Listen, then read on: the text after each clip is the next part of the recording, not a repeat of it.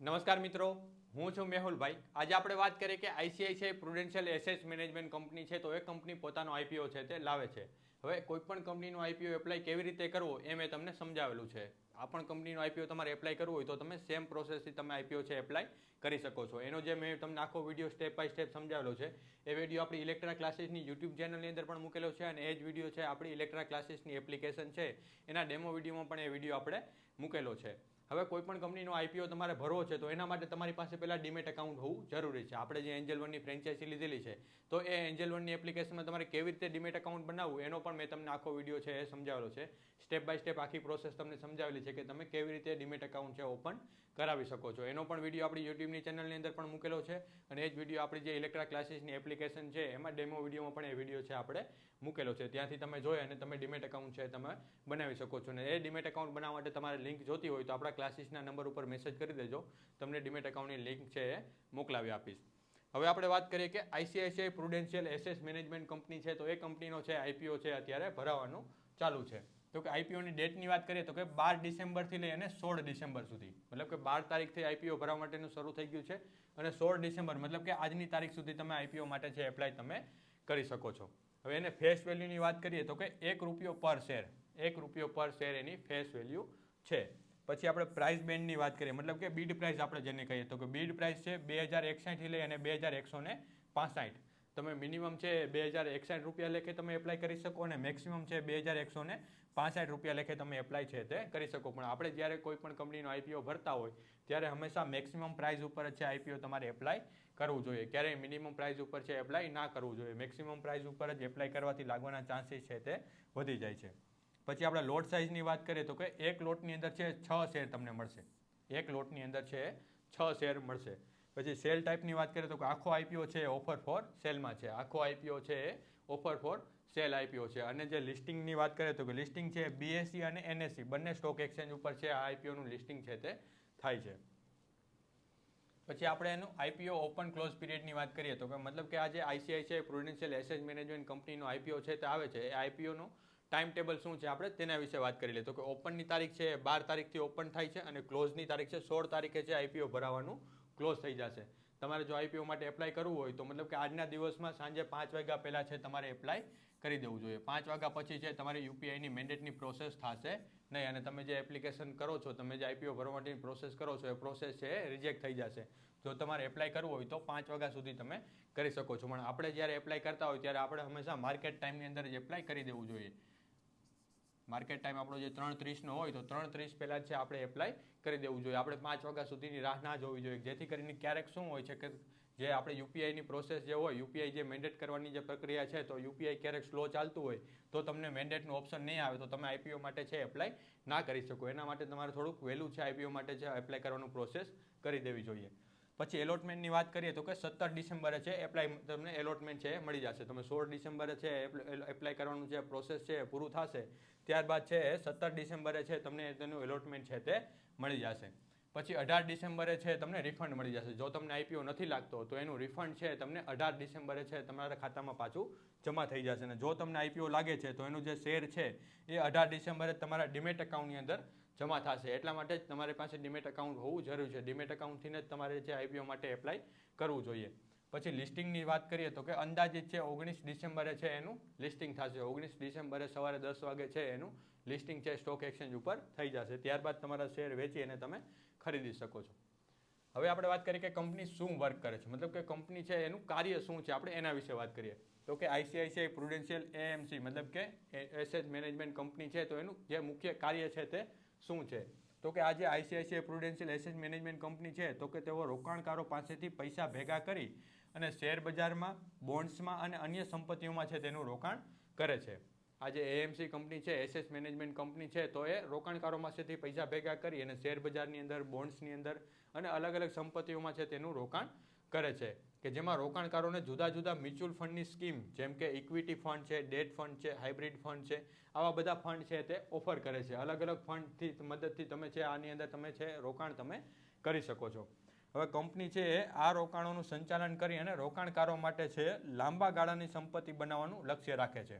મતલબ કે તમે કોઈ પણ મ્યુચ્યુઅલ ફંડ કંપની અંદર રોકાણ કરતા હોય તો તમે લાંબા ગાળે છે એમાં સારો એવો નફો મળે એવા હેતુથી તમે કરતા હોય છે. તો આ કંપનીનું લક્ષ્ય પણ એવું છે કે લાંબા ગાળે છે તમને સારું એવું તમને પ્રોફિટ મળે એવા લક્ષ્યથી આ કંપની છે તે કામ કરે છે, કે જે ભારતની સૌથી મોટી એસેટ મેનેજમેન્ટ કંપનીઓમાંની એક કંપની છે.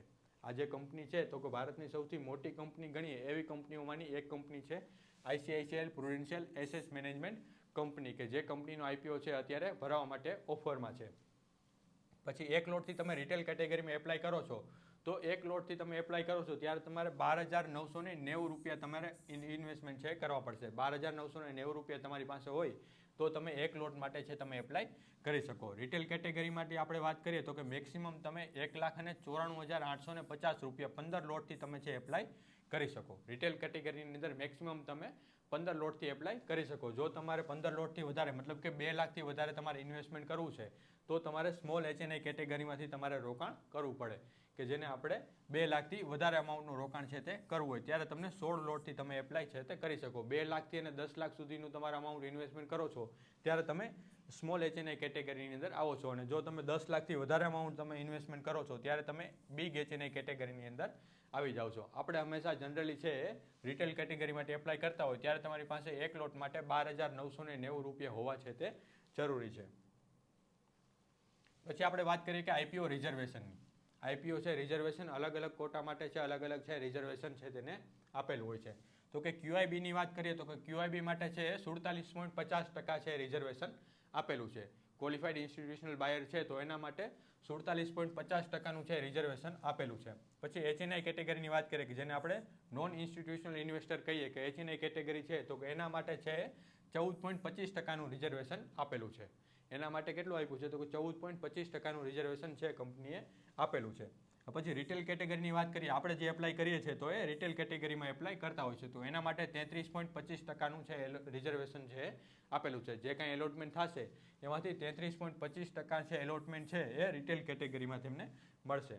પછી શેર હોલ્ડરને માટે પણ તેને ઓફર આપેલું છે કે શેર હોલ્ડર માટે છે એ 5% રિઝર્વેશન આપેલું છે. મતલબ કે ICICIની પેટા કંપની છે તો તમારી પાસે ICICIનો એક પણ શેર છે તો કે એ શેરથી તમે શેર હોલ્ડર કેટેગરીમાં તમે છે એપ્લાય કરી શકો. તો કે એના માટે છે એ 5%નું રિઝર્વેશન છે કંપનીએ આપેલું છે. શેર હોલ્ડર કેટેગરી માટે પણ તેને રિઝર્વેશન છે આપેલું છે. પછી આપણે વાત કરીએ કે IPO પ્રમોટર હોલ્ડિંગ્સ. કોઈ પણ કંપનીનો IPO આવે છે તો એમાં પ્રમોટર હોલ્ડિંગ્સ કેટલું છે, IPO આવ્યા પહેલાં કેટલું છે, IPO આવી ગયા પછી કેટલું પ્રમોટર હોલ્ડિંગ છે, તો એ બધું જાણવું છે આપણા માટે જરૂરી છે. પ્રમોટર હોલ્ડિંગની વાત કરીએ તો કે પ્રી IPO મતલબ કે IPO આવ્યા પહેલાં છે એ 100% પ્રમોટર હોલ્ડિંગ હતું. મતલબ કે બધા પ્રમોટરો જ આની અંદર રોકાણ છે એ 100% પ્રમોટરનું હોલ્ડિંગ છે. IPO આવી ગયા પછી છે 90.09% છે પ્રમોટર હોલ્ડિંગ રહેશે. મતલબ કે આ જે IPO છે તો એ IPOમાંથી 10% છે પ્રમોટરો છે નીકળે છે. આખો IPO જે ઓફર ફોર સેલમાં છે મતલબ કે એ બધું અમાઉન્ટ છે એ પ્રમોટરને મળશે તો આમાંથી 10% જેટલા પ્રમોટર છે આમાંથી નીકળી જાય છે. IPO આવી ગયા પછી છે 90.09% પ્રમોટર છે એની અંદર વધશે. પછી આપણે વાત કરીએ કંપનીની ફાઇનાન્શિયલ માહિતી.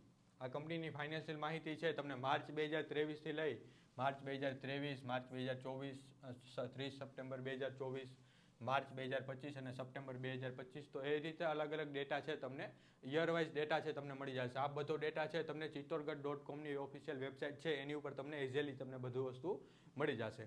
હવે આ બધું એસેટ્સ છે, ઇન્કમ છે, profit after tax, EBITDA, net worth, reserves ને સરપ્લસ આ બધાની ડેફિનેશન છે મેં તમને સમજાવેલી છે. એનો વિડીયો છે આપણી એપ્લિકેશનની અંદર મૂકેલો છે કે જે લોકોએ શેરબજારનું આપણું જે શેરબજારનું નોલેજ છે એનો કોર્સ લીધેલો છે તો એ બધાને છે આ બધાની ડેફિનેશન છે એમાંથી તમને મળી જશે કે આ બધી વસ્તુ છે શું કહેવા માંગે છે અને એ ડેટા કેટલો હોય તો એ સારો છે IPO ભરવા માટે, કેટલો છે તો એ IPO ભરવા માટે સારો નથી, એ બધી વસ્તુ છે મેં તમને એની અંદર છે સમજાવેલી છે. પછી આપણે વાત કરીએ કે કી પરફોર્મન્સ ઇન્ડિકેટર KPI આપણે જેને કહેવાય કી પરફોર્મન્સ ઇન્ડિકેટર છે તો કે આ બધો પણ ડેટા છે તમને chittorgarh.comની ઓફિશિયલ વેબસાઇટ છે એની અંદર તમને આ બધો ડેટા છે મળી જશે. ROE ની વાત કરીએ રિટર્ન ઓન ઇક્વિટી છે 82.8% છે. રિટર્ન ઓન ઇક્વિટી છે 82.8% છે અને RONW મતલબ કે રિટર્ન ઓન નેટવર્થ છે એ પણ 82.8% છે. અને price two book value ratio છે તો કે 30.41 છે price two book value ratio કંપનીનો છે. પછી અર્નિંગ પર શેર EPSની વાત કરીએ તો કે પ્રી IPO છે એ 53.63 છે, પોસ્ટ IPO છે એ 65.46 રૂપિયા છે, મતલબ કે એક શેર ઉપરની એની કમાણી છે એ 65.46 રૂપિયા છે. પછી પ્રાઇસ ટુ ઇક્વિટી રેશિયોની વાત કરીએ તો કે 40.39 અને 33.07. આઈપીઓ આવ્યા પહેલા છે વધારે છે, આઈપીઓ આવ્યા પછી છે પ્રાઇસ ટુ ઇક્વિટી રેશિયો ઘટી જાય છે. પછી આપણે વાત કરીએ જીએમપી, ગ્રે માર્કેટ પ્રીમિયમ છે. કોઈ પણ કંપનીનો આઈપીઓ ભરતા હોય તો બધા લોકો જીએમપી વિશે વાત કરતા હોય કે જીએમપી સારું છે તો આઈપીઓ ભરી દે, જીએમપી સારું છે તો આઈપીઓ ભરી દે. પણ દર વખતે એવું નથી હોતું. જ્યારે પણ કોઈ પણ કંપનીનું જીએમપી સારું હોય તો પણ છે તમને એમાં લોસમાં આઈપીઓ ખુલવાના ચાન્સીસ છે તે રહેલા હોય છે. જીએમપી છે પોતાના નિજી ફાયદા માટે તમને મેન્યુપ્યુલેટ કરી શકે છે. મતલબ કે જીએમપીમાં ઉછાળો અને જીએમપી વધારી અને ઘટાડી છે જે ગ્રે માર્કેટ પ્રીમિયમમાં જે સોદા કરતા હોય એ લોકો પોતાના ફાયદા માટે આવી બધી વસ્તુ કરતા હોય છે. તો જીએમપી છે તમે ડેટ વાઇઝ તમને અહીંયા મળી જશે. 5 ડિસેમ્બર, 6 ડિસેમ્બર, 8 ડિસેમ્બર, 9 ડિસેમ્બર. તો જે તારીખે કેટલો છે જીએમપી પ્રીમિયમ છે એ બધાનો ડેટા તમને અહીંયા મળી જશે. તો કે 340, મતલબ કે જે શેરની પ્રાઇસ છે એ શેરની પ્રાઇસથી વધારાની પ્રાઇસ આટલી છે એ ચૂકવાની છે અને એના આ પ્રાઇસથી છે સોદા થયા છે. મતલબ કે 2165 રૂપિયા જે એક શેરની પ્રાઇસ છે તો એ 2165 પ્લસ છે 340 રૂપિયા એનાથી પ્લસ થઈ અને આ સોદા છે તે થયેલા છે. એવી જ રીતે છે બધી તમને જે આ વેલ્યુ દેખાય છે શેરની પ્રાઇસથી પ્લસ થયેલી પ્રાઇસ છે. અત્યારે તમે 15 ડિસેમ્બરે આપણે તમે જીએમપી જોશો તો 300 રૂપિયા જીએમપી છે. મતલબ કે એક શેરની પ્રાઇસ ઉપર 300 રૂપિયા વધારે દઈ અને આનો જે શેરના છે સોદા થયેલા છે. તમે ટકાવારીમાં જોશો તો કે 13.85% તમને એસ્ટિમેટેડ ગેઇનનો છે ચાન્સીસ રહેલા છે.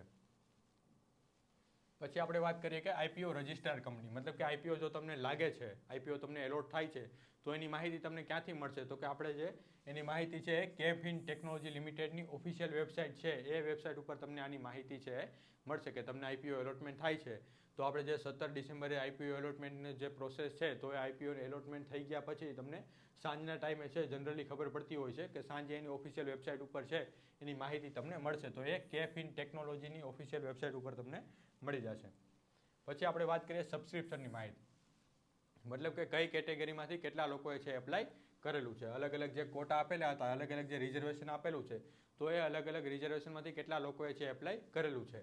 તો કે QIBની વાત કરીએ તો એમાં 2.91% છે. એનઆઈ કેટેગરી મતલબ કે નોન ઇન્સ્ટિટ્યુશનલ ઇન્વેસ્ટરની વાત કરીએ તો એમાં 3.36% છે. પછી બિગ HNI, સ્મોલ HNI, એવી જ રીતે રિટેલર બધાની માહિતી તમને મળી જશે. રિટેલરની અંદર છે 0.81% રિટેલરે છે અત્યાર સુધી એપ્લાય છે એ કરી દીધેલું છે. મતલબ કે આ જે 0.81% મતલબ કે જેટલા જે એલોટમેન્ટ એના માટે આપેલો છે, જેટલું જે કોટા એના માટે જે ફાળવેલું છે એમાંથી 0.83% લોકોએ છે એપ્લાય એના માટે કરી દીધેલું છે. મતલબ કે એક લોટની જ્યારે જરૂર છે ત્યારે એને સામે 0.83 લોકોએ છે એપ્લાય કરી દીધેલું છે. તો એવી જ રીતે બધી કેટેગરીનું કેટલું સબસ્ક્રિપ્શન આવ્યું એની તમને માહિતી છે આની અંદર તમને મળી જશે. આ બધી જ માહિતી છે તમને chittorgarh.com ની ઓફિશિયલ વેબસાઇટ ઉપર તમને મળી જશે.